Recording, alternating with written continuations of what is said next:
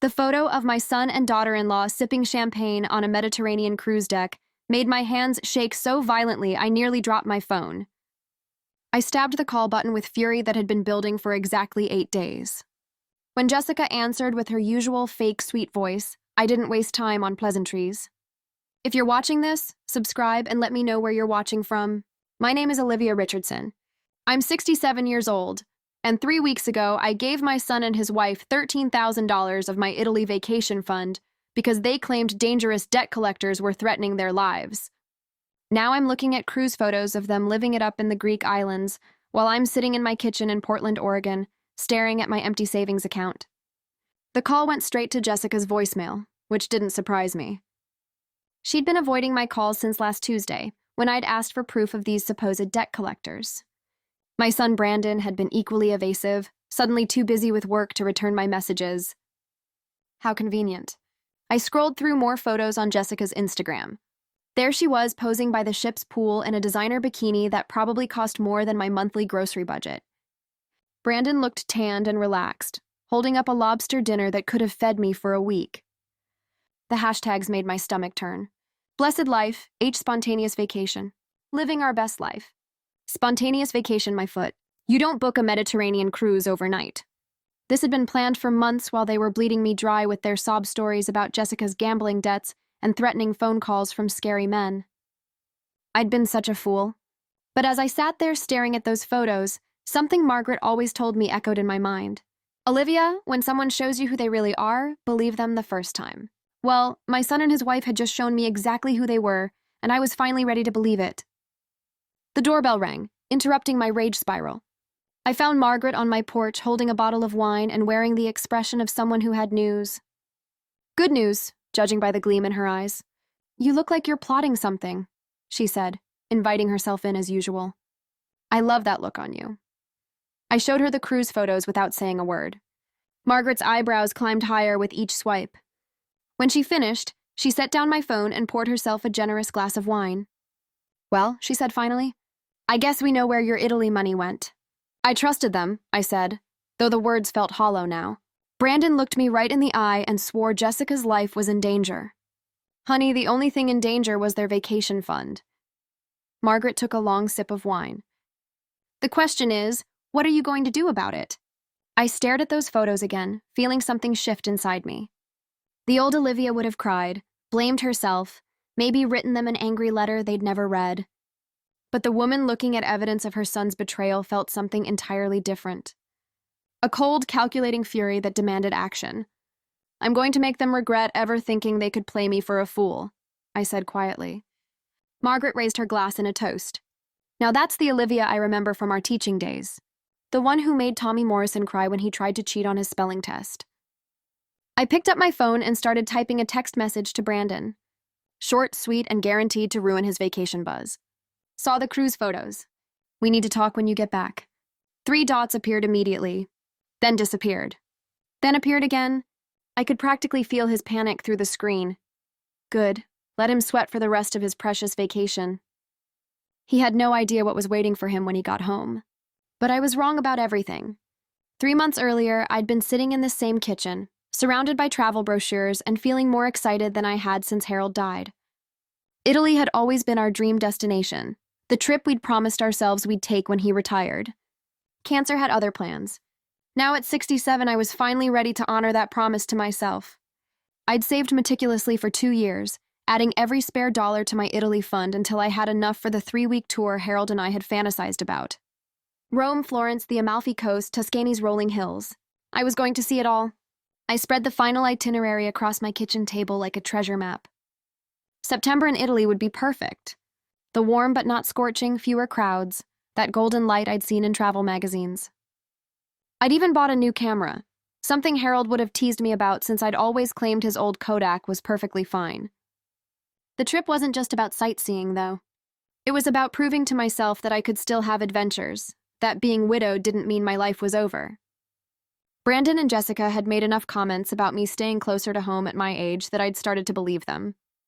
This trip was my rebellion against their expectations. Brandon had seemed supportive when I first mentioned it, though Jessica's smile had been tighter than usual. That's a lot of money for one person, she'd said, not quite managing to hide the calculation in her eyes. I mean, wouldn't it be more practical to do something local? I should have paid attention to that moment. Jessica never worried about my practical spending unless it interfered with her own plans. But I was too caught up in my excitement to notice the way she and Brandon exchanged glances when they thought I wasn't looking. The signs had been there for months. Really, the casual comments about my fixed income, the suggestions that I was being reckless with my finances, the way they'd started treating my modest inheritance from Harold like it was community property. Harold had been a careful man who'd left me comfortable but not wealthy. The Italy trip would take a significant chunk of my discretionary savings, and somehow Brandon and Jessica had convinced themselves that money should be theirs to influence. I remember calling Margaret after one particularly uncomfortable dinner, where Jessica had spent the entire evening criticizing the restaurant I'd chosen as too expensive for what you get. Margaret had listened to my venting with the patience of a woman who'd known me for 40 years. "Olivia," she'd said finally, "that girl is already spending your money in her head. Mark my words." I'd laughed it off then. Brandon was my son, the little boy I'd raised to be honest and kind. Yes, he'd married a woman who was more high maintenance than I'd have chosen, but that didn't make him a thief. Family didn't steal from family. The travel agent had been so enthusiastic when I'd made the final payment. "Mrs. Richardson, you're going to have the time of your life," she'd gushed. September is absolutely magical in Italy. You picked the perfect time. I'd walked out of her office feeling invincible, like I was finally taking control of my own story. The Italy trip represented everything I wanted to reclaim about myself. Independence, adventure, the courage to live fully despite loss. Now looking back, I realized that's exactly when Brandon and Jessica started their campaign in earnest. The phone calls became more frequent, always with some new financial crisis that required immediate attention. Jessica's mysterious health problems that needed expensive treatments. Brandon's car troubles that couldn't wait for their next paycheck. I'd helped with small amounts here and there, telling myself it was temporary that they'd pay me back. But each request got a little bigger, a little more urgent, a little more emotionally manipulative, and I, desperate to be needed by my son, had fallen for every single lie. The cruel irony was that they'd trained me to be their personal ATM, using my own love against me. Every dollar I gave them was proof that I was a good mother, a supportive family member, someone worth keeping around. I thought I was buying their affection, but I was actually financing my own betrayal. That's when I realized how deep their lies really went. The call came on a Tuesday morning while I was reviewing my Italy packing list. Brandon's voice was shaky, panicked in a way I'd never heard before. My maternal instincts kicked in immediately, pushing aside the nagging doubts that had been growing stronger each day. "Mom, I need your help," he said without preamble. "Jessica's in serious trouble." I set down my coffee cup, my attention completely focused. "What kind of trouble?" "She owes money to some very dangerous people. Gambling debts. They're threatening to hurt her if she doesn't pay by Friday." The words hit me like a physical blow. Gambling debts. Jessica had never mentioned gambling beyond the occasional lottery ticket. But the terror in Brandon's voice was real, and my son had never been a good liar. Or so I'd thought. "How much money?" I asked, though part of me already knew the answer would be devastating. 13,000. His voice broke on the number. "Mom, I know it's a lot, but these people, they're not playing games. They showed up at our house yesterday. Jessica's been hiding in the bedroom ever since." $13,000, almost exactly the amount I had saved for Italy. The coincidence should have been a red flag, but my brain was too flooded with fear for my family to think clearly. Images of Jessica being hurt, of my son helpless to protect his wife, overwhelmed any logical skepticism. "Brandon, have you gone to the police and tell them what? That my wife owes money to loan sharks? They'll just say it's a civil matter until someone gets hurt. Mom, I'm scared. Really scared." I could hear him crying. My strong, capable son, reduced to tears by circumstances beyond his control. The sound broke something in me. This was my child, my baby boy, who used to run to me when he had nightmares. If he needed me, I would move mountains to help him. Okay, I heard myself saying, "Okay, we'll figure this out." How did Jessica even get involved with these people? "It started small," Brandon explained. "Online poker, sports betting. She said she was just having fun, blowing off steam, but then she started losing. And instead of stopping, she kept doubling down, trying to win back what she'd lost. You know how she gets when she's stressed. I did know Jessica had always been the type to shop when upset, to make impulsive decisions when feeling overwhelmed. It wasn't that hard to believe she'd gotten in over her head with gambling. People made poor choices when they were struggling. The guys who came to the house yesterday weren't exactly subtle, Brandon continued. They made it very clear what would happen if Jessica doesn't pay. Mom, I can't lose her. I can't. The desperation in his voice sealed my fate. This wasn't about money anymore. It was about protecting my family. The Italy trip suddenly seemed selfish, frivolous compared to my daughter-in-law's safety. I could always take another vacation, but I couldn't replace Jessica if something happened to her. I have some savings, I said slowly. The money I'd put aside for my trip. I can't ask you to give up Italy for us. But he wasn't really protesting, was he? If he'd truly been against taking my vacation money, he would have hung up and found another solution. Instead, he waited in silence while I talked myself into sacrificing my dreams for their crisis. Family comes first, I said, echoing the values Harold and I had tried to instill in him. Italy will still be there next year. Mom, you're saving our lives. I swear we'll pay you back as soon as possible with interest. Of course they would. Brandon was a good boy raised right. He understood the value of money and the importance of keeping promises. This was just a temporary emergency, a one-time crisis that required extraordinary measures. I should have demanded proof. Photographs of these threatening men. Copies of the debt documentation. Something tangible beyond my son's panicked phone call. But I was too busy being the mother he needed me to be. Too focused on playing my role in their drama to ask the hard questions. I'll transfer the money today, I promised. But Brandon, Jessica needs to get help for this gambling problem. This can't happen again. Absolutely. We've already looked into counseling programs. She's going to get the help she needs. Such reasonable words. Such sensible plans. My son sounded like he had everything under control except for this one unfortunate situation. I felt proud of him for handling the crisis so maturely, for protecting his wife while also taking steps to prevent future problems. I hung up feeling like a hero, the good mother who'd stepped up when her family needed her most. Sure, I'd have to postpone my Italian adventure, but wasn't sacrifice what love was all about? Harold would have done the same thing if he'd been alive. Within an hour, I transferred $13,000 to Brandon's account and called my travel agent to cancel my trip. The cancellation fees were substantial, but compared to Jessica's safety, money seemed meaningless. I spent the rest of the day feeling righteously satisfied with my decision. When Margaret called that evening, I told her about the family emergency with the gravity of someone who diverted a disaster. Gambling debts? Margaret had sounded skeptical. Since when does Jessica gamble? Apparently it started small and got out of hand. It happens to more people than you'd think. And these debt collectors just happened to demand exactly the amount you had saved for Italy. Margaret, I know what you're thinking, but Brandon was genuinely terrified. You should have heard his voice. If you say so, honey, I just hope those two appreciate what you've given up for them. I was sure they would. How could they not? I'd literally saved Jessica's life and preserved their marriage. They'd probably spend the rest of their lives grateful for my sacrifice. I had no idea I was about to make the biggest mistake of my life. The thank you text from Brandon came 3 hours after I'd transferred the money. Mom, you're an angel. Jessica's safe now. We love you so much. Short, sweet, and exactly what I needed to hear. For the first time in days, I felt like I could breathe normally. My family was safe, and I'd been the one to protect them. The Italy money was gone, but Jessica would be alive to thank me in person. I spent the next few days in a strange state of emotional suspension.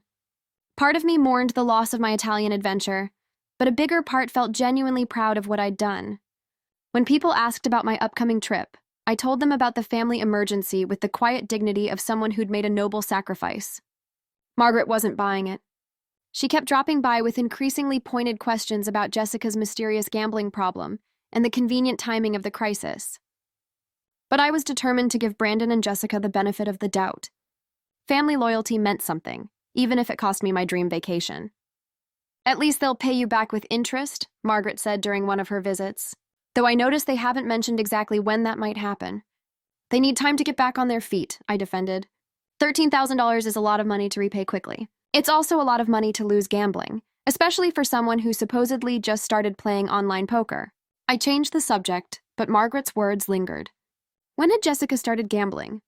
Brandon had been vague about the timeline, and I realized I'd never actually heard Jessica mention any interest in poker or sports betting, but people had private hobbies, didn't they? Maybe she'd been embarrassed about her new pastime. Still, curiosity got the better of me. On Thursday, I called Brandon to check on how they were handling the aftermath of their crisis. His phone went straight to voicemail. I tried Jessica's number with the same result. By Friday, I was starting to worry again. What if the debt collectors had come back? What if $13,000 hadn't been enough? Saturday morning brought another text from Brandon, taking Jessica away for a few days to help her decompress from the stress. Thanks again for everything, Mom. You saved our marriage. A few days away sounded therapeutic.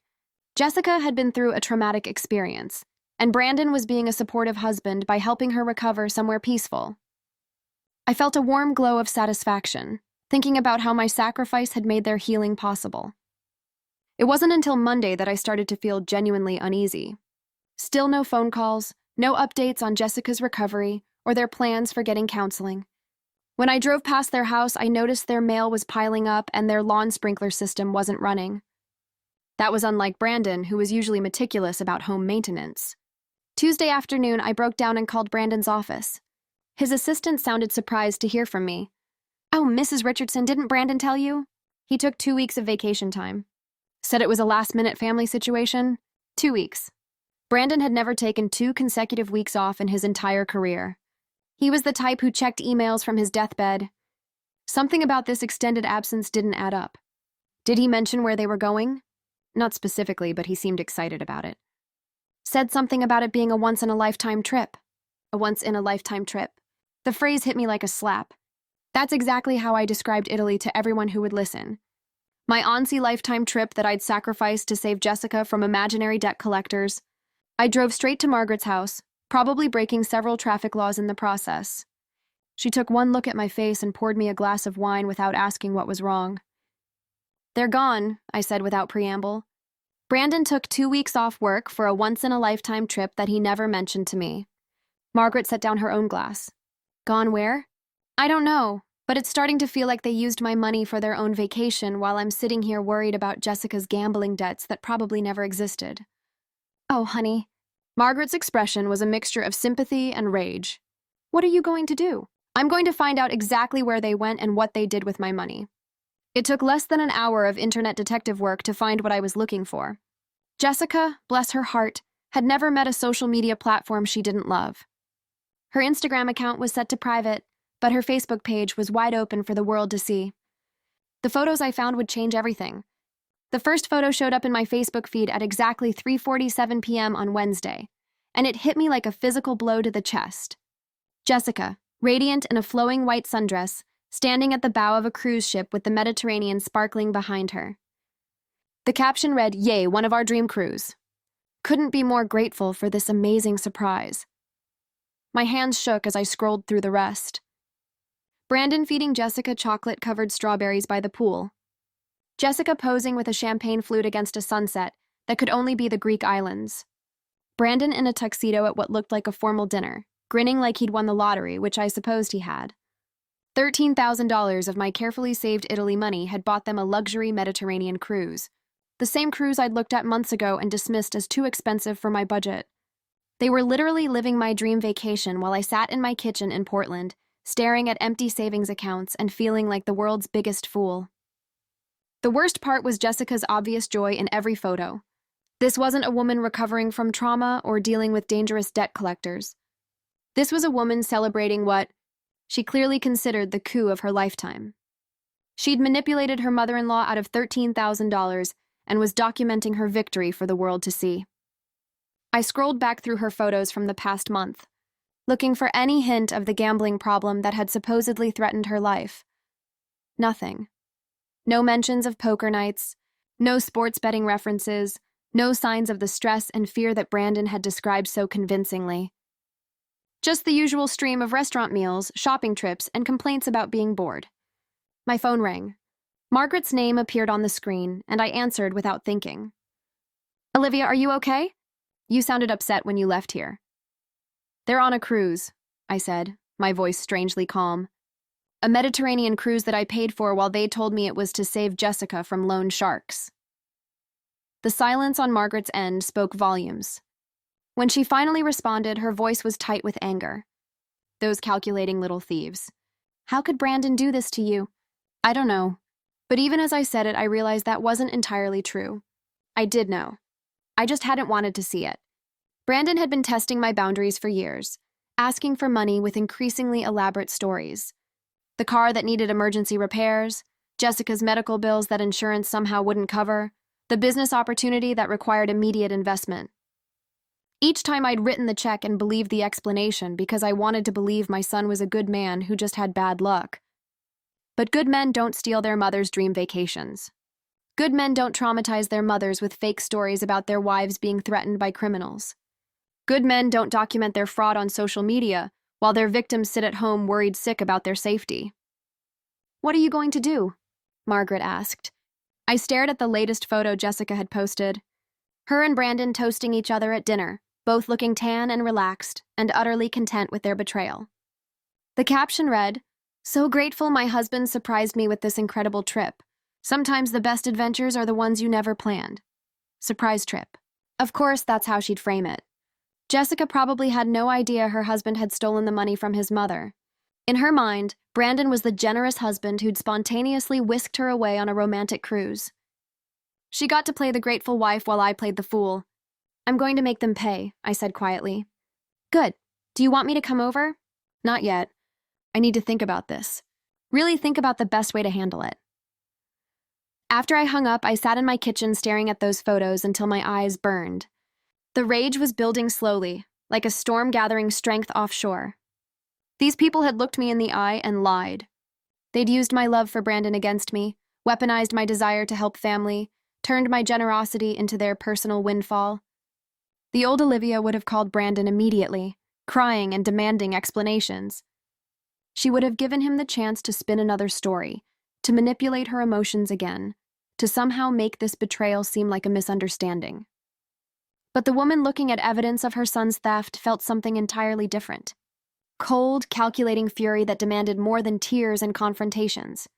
They'd played me for a fool, stolen my dreams, and documented their victory like it was something to celebrate. If they wanted to play games with my money, I was going to teach them a lesson about consequences they'd never forget. The next photo showed them parasailing over crystal blue water. Jessica's arms spread wide like she was embracing the world. My world, my money, my sacrificed dreams. I took a screenshot of every single photo, building an evidence file of their betrayal. By the time I was finished, I had documentation of every meal, every excursion, every moment of joy they'd stolen from me. They thought they were so clever, posting their fraud for everyone to see. They had no idea they just handed me everything I needed to destroy them. What I discovered next made my blood run cold. The credit card statement arrived in my mailbox Thursday morning, and at first, I almost threw it away without opening it. It was for the card I kept for emergencies, the one I rarely used and usually carried a zero balance. But something made me tear open the envelope. Maybe the same instinct that had been warning me about Brandon and Jessica for months. The balance was $447. I stared at the number, my brain struggling to process what I was seeing. I hadn't used this card in over 6 months. The last charge had been for a new washing machine when mine died unexpectedly. So how was there nearly $5,000 in charges I'd never made? My hands shook as I scanned the line items, airline tickets to Miami, travel insurance, shore excursion packages in Santorini and Mykonos, ship-to-shore Wi-Fi packages.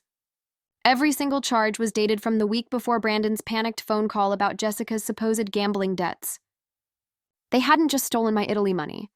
They'd used my credit card to enhance their stolen vacation, adding expensive excursions and upgrades while I sat at home worrying about Jessica's safety. The timeline made sickening sense now. Brandon had planned this cruise for weeks, maybe months. The gambling debt story was just a cover to extract the cash they needed for the basic cruise package. I called the credit card company with fingers that could barely dial the numbers. The customer service representative was sympathetic but firm. All the charges had been made with the correct security codes and billing zip code. Someone with access to my complete card information had used it, and that someone had known exactly when I'd be distracted enough not to check my statements. "Do you have any family members who might have access to your card information?" the representative asked. "Yes," I whispered, "I do. Brandon had helped me organize my finances after Harold died. He'd sat in my kitchen going through every bank account and credit card, helping me set up online access and automatic payments. He'd written down all my passwords and security information for emergencies. I thought it was sweet, the way he wanted to protect me from financial confusion during my grief. Now I realized it had been reconnaissance. I hung up and immediately called my bank. The checking account showed 2 additional unauthorized transfers in the past month, both to online gambling sites. Small amounts, just a few hundred each, but the pattern was clear. Brandon had been testing my security, seeing how long it would take me to notice unusual activity. When I didn't catch the gambling charges, he'd felt confident enough to go for the big score. The cruelest part was the gambling story itself. He'd actually used my credit card to place small bets online, creating a paper trail that would support his lies if I ever got suspicious. If I demanded proof of Jessica's gambling problem, he could have shown me my own bank statements as evidence. My son had stolen from me, lied to me, and framed me for the very crime he was committing. The boy I'd raised to value honesty and integrity had become a master manipulator who viewed his own mother as nothing more than a source of income to be exploited. I sat in my kitchen, staring at the evidence of their betrayal, feeling something fundamental shift inside me. This wasn't just about money anymore. This was about respect, about family, about the basic human decency that Brandon and Jessica clearly thought I didn't deserve. They'd made a crucial mistake, though. They'd gotten greedy. If they'd stuck to stealing my Italy money, I might have eventually forgiven them. Family loyalty runs deep, and I'd already proven I was willing to sacrifice my dreams for their supposed needs. But the credit card charges showed a level of premeditation and contempt that couldn't be explained away. This wasn't a desperate son making a poor choice in a moment of crisis. This was calculated theft by someone who'd studied my financial habits and deliberately exploited them. Someone who'd sat in my kitchen, accepted my trust and help, and planned my destruction while smiling to my face. Margaret arrived within minutes of my phone call, took one look at the credit card statement, and said exactly what I was thinking. "That son of a it gets worse," I said, showing her the bank records. "He's been stealing from me for weeks, maybe months, small amounts, testing to see if I'd notice. And now they're living it up on your dime while posting photos of their perfect vacation." I nodded, feeling that cold fury crystallize into something harder and more focused. "Margaret, I need your help. I'm going to make them pay for this, but I need to be smart about it. No more emotional reactions. No more giving them the benefit of the doubt. What do you need?" "I need to know everything about that cruise. Where they're going, when they're coming back, what they've planned for when they get home, and I need to know it without them realizing I'm investigating." Margaret smiled, and for the first time in days, I felt like I might actually win this fight. "Honey, you've come to the right person. I didn't spend 40 years teaching high school without learning how to catch cheaters." We spent the next 3 hours building a complete picture of their vacation timeline. The cruise was 12 days returning to Miami on Saturday morning. They'd booked a hotel for Saturday night, probably to recover from the trip before flying home Sunday, which meant they'd be walking through their front door Sunday evening, still glowing from their stolen vacation and expecting me to welcome them home like the grateful mother who'd saved their marriage. They had no idea I'd spent the week uncovering every detail of their betrayal. They didn't know about the credit card statements or the banking records or the carefully documented timeline that proved their guilt beyond any reasonable doubt. Most importantly, they had no idea what I was planning for their homecoming. That's when I knew exactly what I had to do. Sunday evening arrived with the punctuality of a funeral service. I'd spent the entire weekend preparing for Brandon and Jessica's homecoming, and by 6:30, I was positioned in my living room chair with a clear view of their driveway. Margaret sat beside me, armed with a thermos of coffee and the grim satisfaction of someone about to witness justice. "You sure you don't want me to stay for the actual confrontation?" she asked for the 3rd time. "I need to handle this alone," I said, watching their house for signs of life. "But thank you for everything. I couldn't have done this without you." At 7:15, Brandon's Honda pulled into their driveway. Even from my window, I could see they were both tan and relaxed, moving with the lazy contentment of people who just returned from the vacation of a lifetime. My vacation, my $13,000 plus $4,000 in credit card charges. I was still disputing. Jessica stretched like a cat in the passenger seat, probably working out the kinks from their long travel day. Brandon pulled suitcases from the trunk, both of them laughing at something I couldn't hear. They looked like any other couple returning from a romantic getaway, not thieves who'd spent 2 weeks spending stolen money. I waited exactly 30 minutes before walking across the street and ringing their doorbell, just long enough for them to start unpacking, to relax into the comfortable assumption that they'd gotten away with it. Brandon answered the door, looking genuinely surprised to see me. "Mom, what are you doing here?"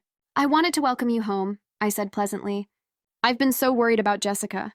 How is she feeling after her traumatic experience with those debt collectors?" For just a moment, confusion flickered across his face. Then I watched him remember the lie he'd told. The performance he'd have to continue. "She's doing much better. The time away really helped her recover." "I'm so glad to hear that. May I come in? I brought some photos I thought you might enjoy seeing." Jessica appeared behind Brandon, looking every bit as sun-kissed and relaxed as her social media photos had suggested. "Olivia, what a nice surprise. You didn't need to come check on us." "Oh, but I did," I said, stepping into their living room uninvited. "I have so much to share with you both." I pulled out my phone and began scrolling through the screenshots I'd saved from Jessica's Facebook page. I was so relieved to see that Jessica was safe and healthy. In fact, she looked absolutely radiant in all her vacation photos. The silence that followed was deafening. Jessica's face went white, then red, then white again. Brandon looked like he was trying to solve a complex math problem in his head, probably calculating how much trouble they were actually in. "I can explain," Brandon started, but I held up my hand. "Oh, I'm sure you can. You're quite talented at explanations. But first, let me show you some of my own photos." I pulled out the credit card statements and bank records I'd printed and organized. "These are pictures of charges made to my accounts while you were supposedly dealing with Jessica's gambling crisis. Airline tickets, shore excursions, ship Wi-Fi packages, all purchased with my credit card information during the week before you called me about Jessica's life-threatening debt." Brandon sat down heavily on his couch. Jessica remained standing, but I could see her hands shaking. "Mom, I can explain everything." Brandon tried again. "It's not what it looks like." "Really?" "Because it looks like you planned a Mediterranean cruise, realized you couldn't afford it, and decided to steal the money from your mother. It looks like you used my credit card without permission to enhance your stolen vacation. It looks like you traumatized me with fake stories about your wife being threatened by criminals while you were actually booking dinner reservations and spa treatments." Jessica finally found her voice. "Olivia, you don't understand the whole situation." "Then please enlighten me. Help me understand how stealing $13,000 from your mother-in-law somehow makes sense." The fight went out of Brandon all at once. His shoulders slumped and he looked like the guilty little boy I remembered from his childhood, caught with his hand in the cookie jar. "We needed the vacation. Our marriage was falling apart, and we thought time away might help us reconnect. So you decided I should pay for your marriage counseling cruise. We were going to pay you back," Jessica added quickly. "We just needed some time to get our finances sorted out." I laughed, but there was no humor in it. "With what money, Brandon? I've seen your credit report. You're maxed out on every card you have. You're behind on your mortgage, your car payment, and apparently your student loans. You can't afford to pay me back because you can't afford anything." That's when the real truth finally came out. "You think we don't deserve nice things because we're not perfect with money?" Jessica's mask of remorse slipped completely, revealing the entitled woman I'd suspected was hiding underneath. "You have more money than you could spend in your lifetime, sitting in your house collecting dust while you obsess over your stupid Italy trip."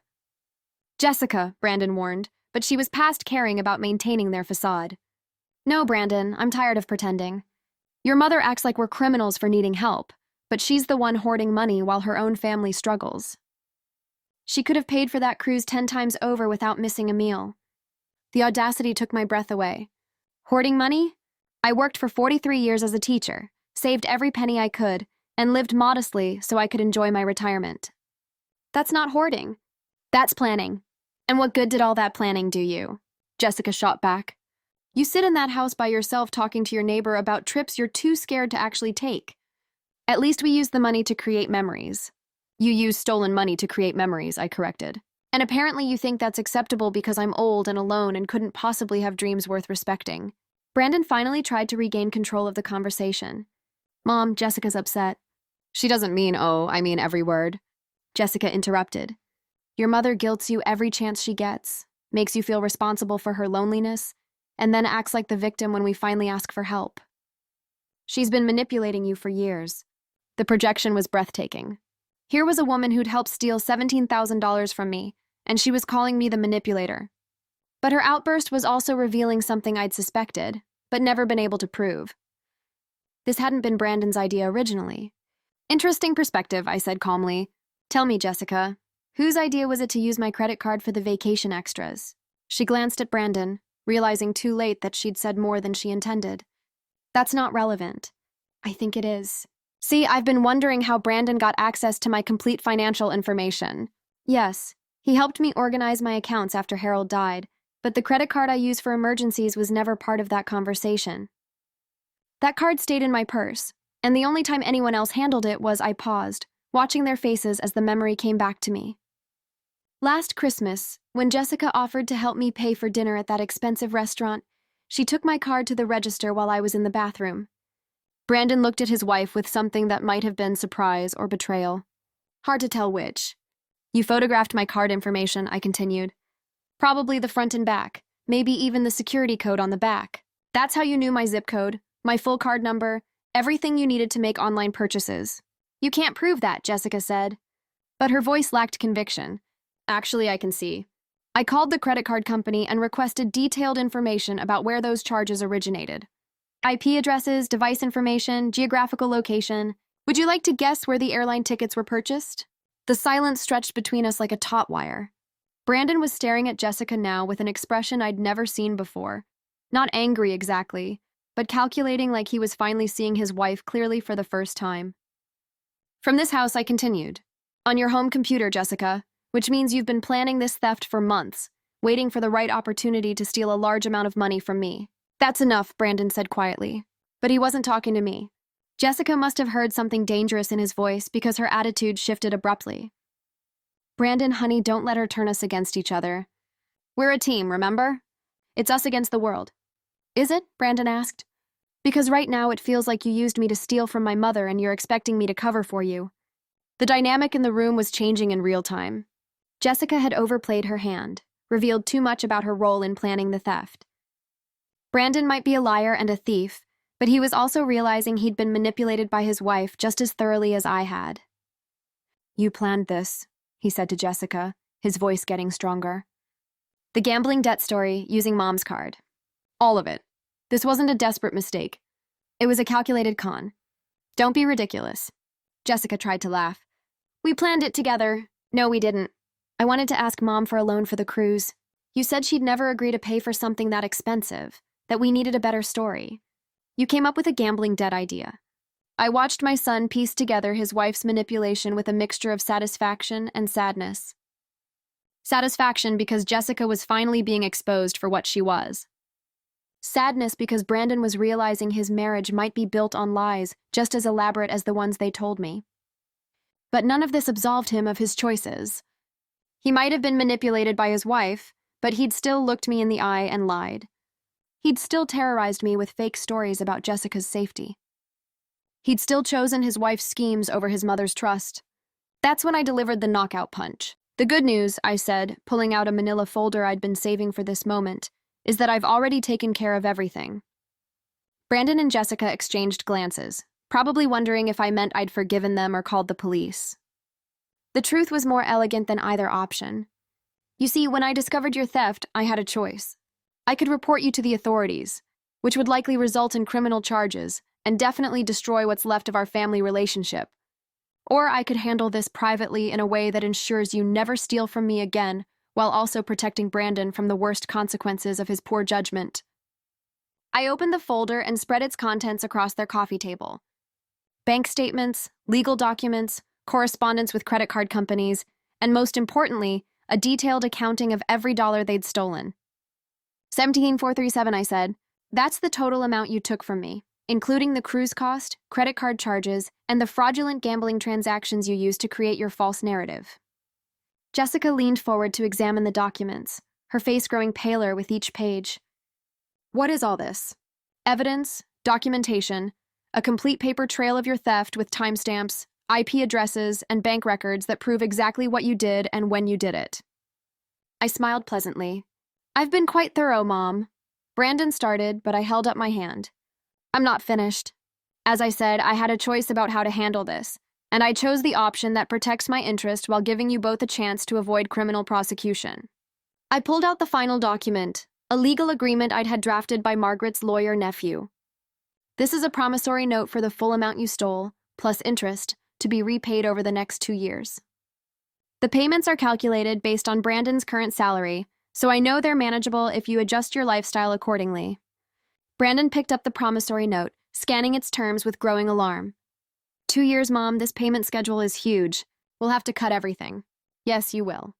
No more expensive dinners, no more shopping sprees, no more vacations you can't afford. You'll live like the working class people you actually are, instead of the wealthy couple you've been pretending to be with my money. And if we refuse to sign?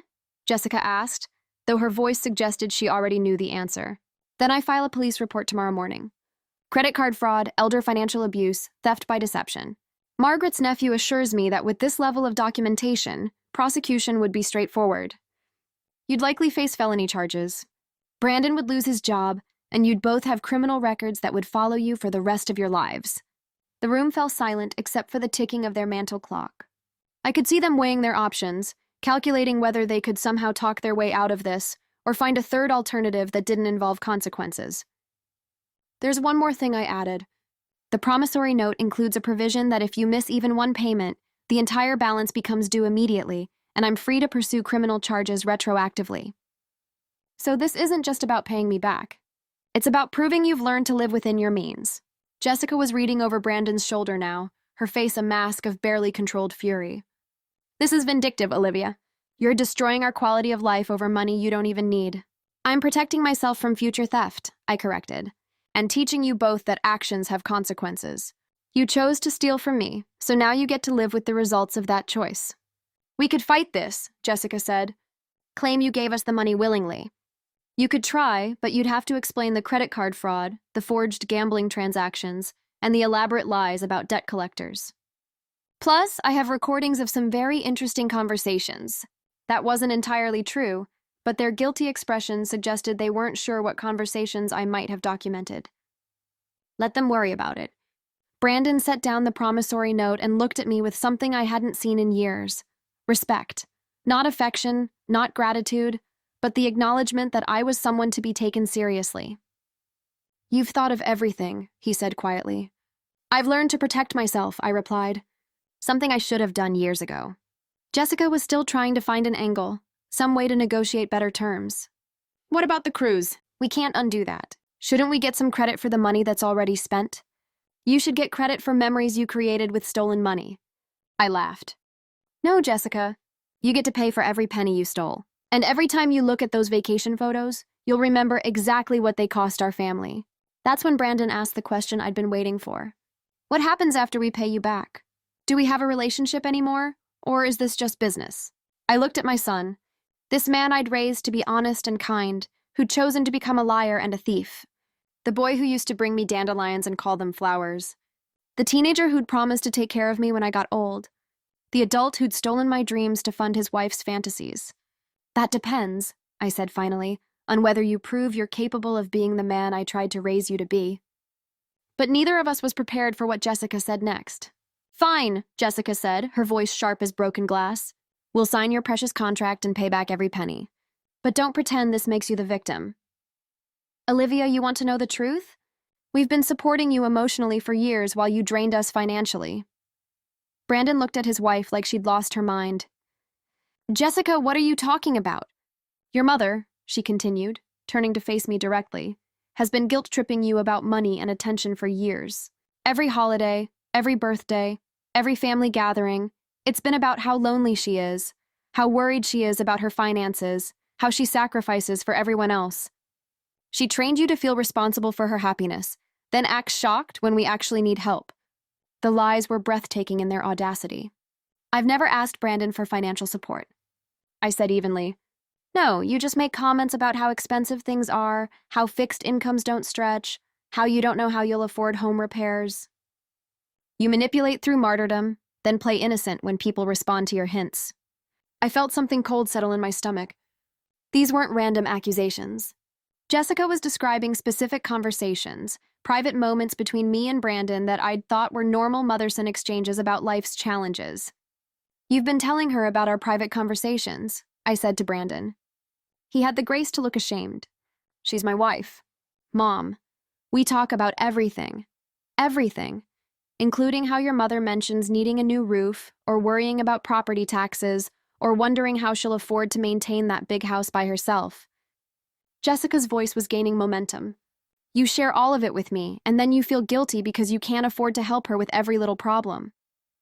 That's not manipulation, I protested. That's normal conversation between family members, is it? Or is it a pattern of making your son feel responsible for problems he can't solve? Jessica pulled out her phone and started scrolling. Brandon, remember what you told me after Thanksgiving about how guilty you felt because your mom mentioned the heating bill being higher than expected? Brandon's face flushed. Jessica, don't. Or what about when she mentioned that cruise prices had gone up and she might have to wait another year for Italy? You felt terrible because you knew she'd been saving forever, but you also knew we couldn't afford to give her thousands of dollars. I stared at my son, understanding dawning with sickening clarity. You felt obligated to help me afford Italy. You seemed so disappointed, Brandon said quietly. You'd worked so hard to save for that trip, and then prices increased right when you were ready to book. You didn't ask for money directly, but you heard it as a request for help, I finished. And when you couldn't afford to help, you felt guilty. So when the opportunity came up to borrow the money temporarily, Jessica continued, it felt like we were solving your problem and ours at the same time. You'd get your Italy trip eventually, and we'd get the vacation our marriage needed. The reinterpretation of events was masterful and completely wrong, but I could see how it might have worked on Brandon's conscience. Jessica had taken his genuine love for me and twisted it into something that justified theft. She'd made him believe that stealing my money was actually a favor to me. Except you weren't borrowing, I pointed out. You were stealing. And you had no intention of telling me the truth or paying me back. We would have paid you back, Brandon insisted. Eventually. With what money? You're barely making your current bills. That's when Jessica played her final card. With the money we'll inherit when you die, the words hung in the air like poison gas. Brandon went white, staring at his wife like she'd revealed herself to be a stranger. I felt something inside me go very still and very cold. Excuse me. Come on, Olivia. You're 67 years old. Statistically, you have maybe 15 years left. That house, your savings, your retirement accounts, it's all going to Brandon anyway. We were just accelerating the timeline a little bit. Jessica, Brandon whispered. But she was beyond stopping now. Your money is going to be ours eventually. So what's the difference if we use some of it now when we actually need it? At least this way we get to enjoy it together instead of waiting for you to die first. The silence that followed was absolute. I could hear my own heartbeat, the hum of their refrigerator, the distant sound of traffic. But inside the room, nothing moved except the slow destruction of whatever relationship we'd had left. Brandon was staring at Jessica like he was seeing her for the first time. You planned this based on inheriting Mom's money when she dies. I planned this based on reality, Jessica shot back. Your mother isn't going to live forever, and when she's gone, we'll need that money for our own retirement. I just suggested we treat it like an advance on our inheritance. An advance you decided to take without asking, I said, my voice steady, despite the fury building in my chest. Would you have said yes if we'd asked? Absolutely not. Exactly. So we took what we needed and planned to replace it before you noticed. If you hadn't been so obsessive about checking your accounts, this never would have been a problem. I looked at this woman my son had married, this person who'd helped steal my money while justifying it as advanced payment on my death, and I realized I'd been far too generous in my punishment. Jessica, I said quietly, you've just made a very expensive mistake. That's when I told them what was really going to happen. I set down the promissory note and pulled out a different document from my folder. I'm afraid there's been a change in plans. Brandon and Jessica both leaned forward, sensing that whatever came next was going to be worse than what they'd expected. You see, Jessica, when you mentioned inheriting my money, you revealed something crucial about your motivation for this theft. You didn't steal from me because you were desperate or made a poor decision in a moment of crisis. You stole from me because you consider my assets to be yours by right, just not available on your preferred timeline. I unfolded the new document and placed it on their coffee table. This is a revised version of my will drafted this morning after I spoke with my attorney about our situation. Brandon's face went ashen. Mom, what did you do? I protected my assets from future theft. The original will left everything to you, Brandon, because I believed you were an honest man who would honor my memory by using that inheritance responsibly. Recent events have proven that assumption incorrect. Jessica snatched up the will, her eyes scanning frantically for her name. When she didn't find it, she looked for Brandon's. The longer she read, the more her face twisted with rage.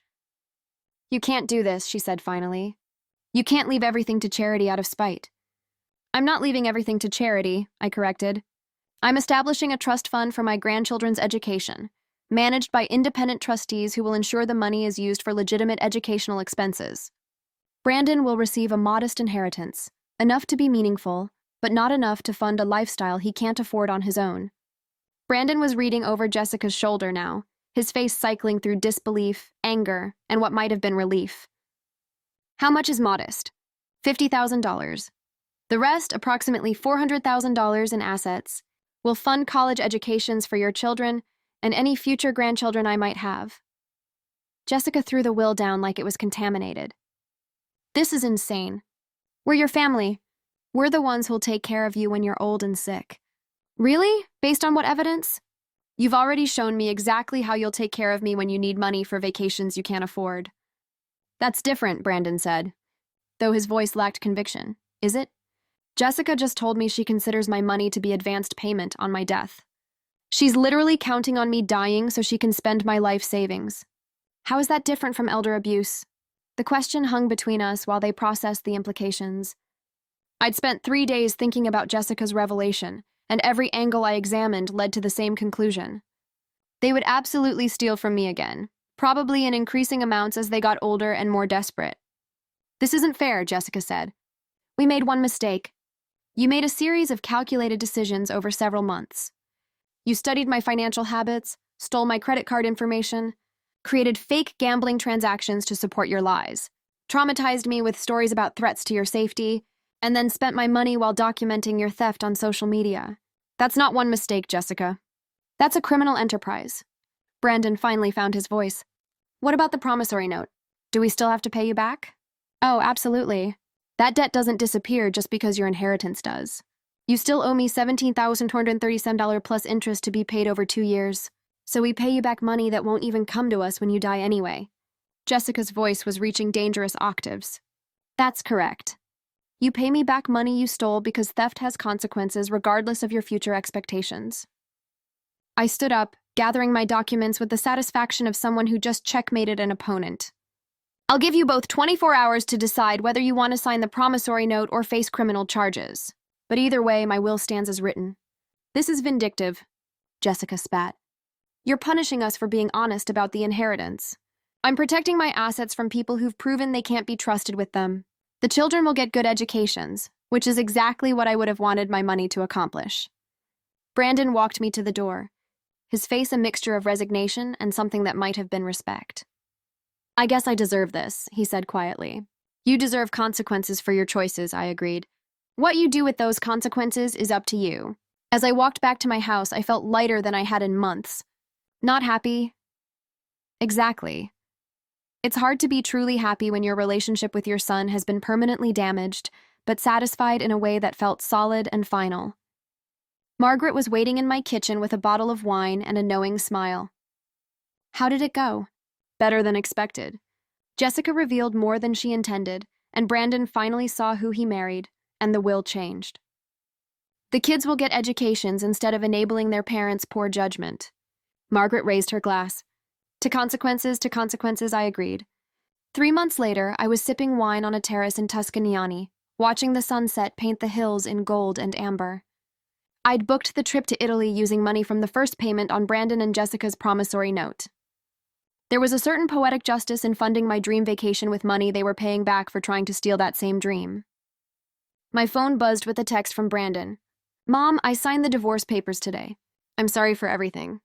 Maybe when I finish paying you back, we can try to rebuild our relationship. I typed back, maybe we can enjoy your fresh start. Some relationships can't be rebuilt, but some people can learn to be better than they were. I was curious to see which category my son would choose. The waiter brought my dinner. Handmade pasta with truffles that cost more than Jessica probably spent on groceries in a week. As I ate, I thought about the woman I'd been 3 months ago. Lonely, trusting, eager to be needed, even by people who didn't deserve my generosity. That woman was gone, replaced by someone who understood that love without boundaries isn't love at all. It's enablement. I'd finally learned the difference between being a good mother and being a doormat. The Italian sunset was worth waiting 67 years to see. Some things are worth the wait, especially when you get to enjoy them with money that was rightfully yours all along. I raised my glass to the sunset, to fresh starts, and to the beautiful truth that it's never too late to stop letting people take advantage of your kindness. The view from the other side of betrayal I discovered was absolutely spectacular. Thanks for listening. Don't forget to subscribe and feel free to share your story in the comments. Your voice matters.